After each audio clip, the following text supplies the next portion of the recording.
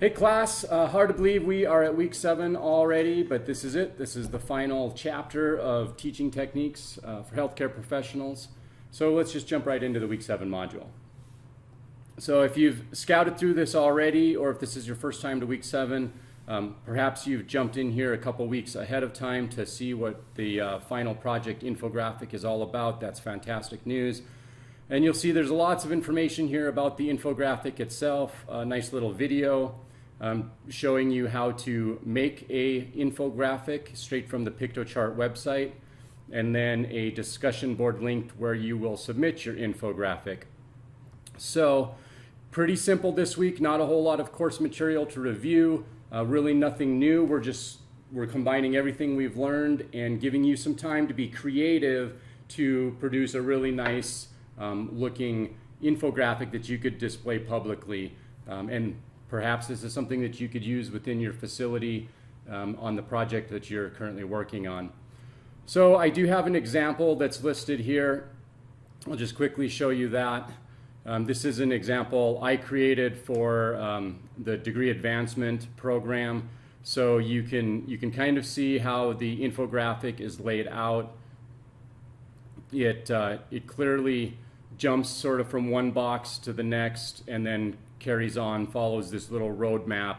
So 1, 2, 3, and then the final destination down here at the bottom. And that's really how you want your infographics to flow. You want them to sort of jump from side to side, from top to bottom in a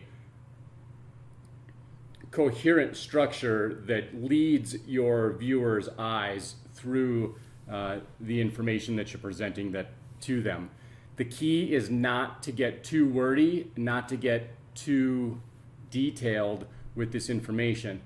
Literally, you want people to walk by this as they're walking through a hallway. Maybe it's posted on the door or a wall, or maybe they see it on social media, but they're just skimming past it. You want them to see it for about 2 seconds, 3 seconds max, and they should know completely what's going on, what it is that you're trying to get across to them. So keep that in mind. It needs to be quick and easy. Perhaps someone stops and looks at it for a moment, but then they're moving on. This is not going to be a whole bunch of block text paragraphs where people are going to have to stop, get close in, and then read the material back and forth. That just simply isn't going to happen. And that's not how we learn in this consumer type of age. We want these short 2 to 3 minute YouTube videos. We want a short infographic, a meme on Facebook or something like that. So we need to be able to think creatively and head into that direction. Okay, so let's jump back into week 7. So lots of information here as far as the project, discussing all of that information. We've already talked about the topic and the narrowing your topic, so all that's old news at this point. If this is your first time jumping in and you're several weeks ahead in the course, that's great. This is going to show you the information that you should be preparing for. If you're jumping in at week 7, this is old news. But here's all the expectations for infographic. It tells you how to get into PictoChart, looking through some of the examples, and just going over the types of things that are there. Make sure that you're turning in your infographic via a hyperlink to your infographic site. So that means you should turn in a hyperlink that takes me, when I click on it, and in the discussion board to your infographics website. Now, in order to do that, in order for people to see that once they get there, you need to have your permission settings set to public so that anybody with that link can simply go in and see your graphic. Otherwise, we click on the link, we go to the infographics webpage, and it's just going to say that there's nothing there or that it's locked and that we can't see it. So make sure your permissions are set to public. That way I can see it and can grade it, but also when you post that hyperlink into the discussion board, then your classmates can also see that. One other really cool thing I want to make note of is in PictoChart, they have this presentation mode. And what you'll notice is that the infographic is laid out by blocks. So you'll have sort of like block 1, block 2, block 3, and so on. And blocks could be analogous to a slide in PowerPoint. And so they actually have a button you can push. You can click present, and it'll actually take you into presenting your slides or your blocks of your PictoChart. Okay, so regarding that presentation mode, here we are in PictoChart. So if I just hover over, I'm on my dashboard, if I hover over my project and then I click on these three menu buttons up here at the top, I can click on present, and this is pretty cool. It actually shows me all of my different slides. So let's click on show presentation. Now I'm in a PowerPoint style presentation of my PictoChart, and I can simply click to different blocks within my PictoChart infographic.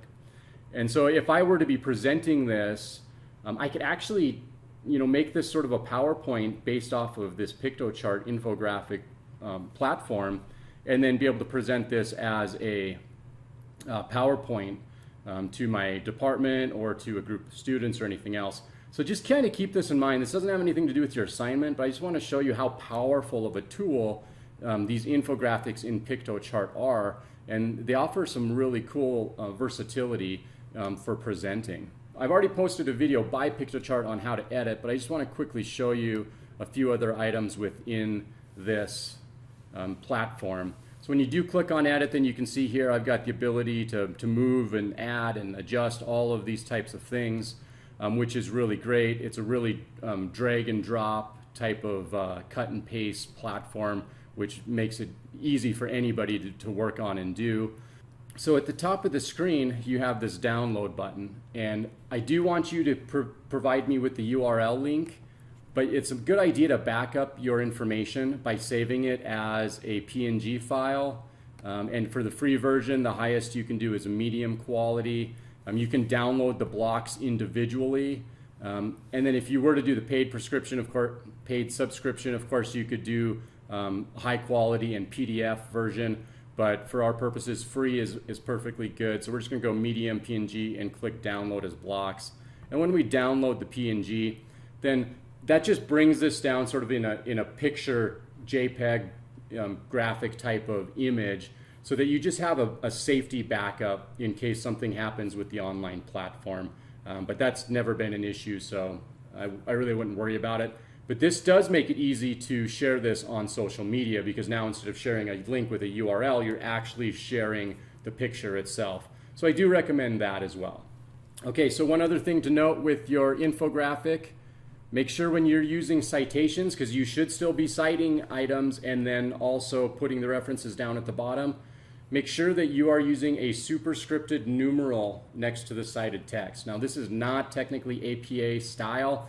However, infographics like this don't really lend themselves to APA style very well. So this would be more like American Medical Association, AMA, like what you would see in Respiratory Care Times or Respiratory Care Journal, Journal of American Medical Association, New England Journal of Medicine, those types of things. This is more like what you're going to see there. Just use a little superscripted numeral right at the end of the information that you cited, and that's going to take care of that. And then at the very bottom, you'll just have one last block that has all of your references listed there.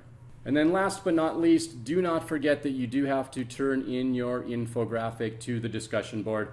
This is so that your classmates can interact with you, they can learn from your creativity and educational assignment, and then you can learn from theirs.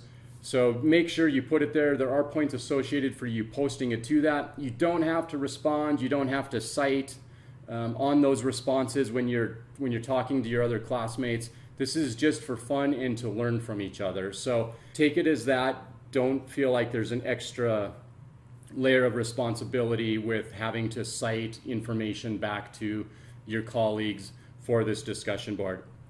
This is the end of the class. We just want to kind of show off our work to each other and learn from that. And that takes care of it. That is week 7. That is the entire course. I hope you've enjoyed it as much as I have. I want to thank you all for your hard work, for turning in assignments on time. That really helps me grade. And just for being such a great class in general. So I just want to thank you, and I want to give you guys all the best moving forward in your careers here at Boise State. And if this is your last class, then congratulations and enjoy graduation. Put that degree to work as soon as you can. And if you are going to be continuing, then I hope to see you in a class a little bit further down the road. But keep plugging away. You can definitely do this, complete this degree. Don't stop now. keep moving forward. It will pay off, and it definitely is worth it in the end. So just keep chunking away at it, and pretty soon you'll be the one graduating and getting that career promotion as well. All right, guys, thank you so much. Just have a great rest of the term and your future terms, and hopefully I'll see you at an AARC meeting at some point or in future BSU classes. All right, guys, see you later. Bye.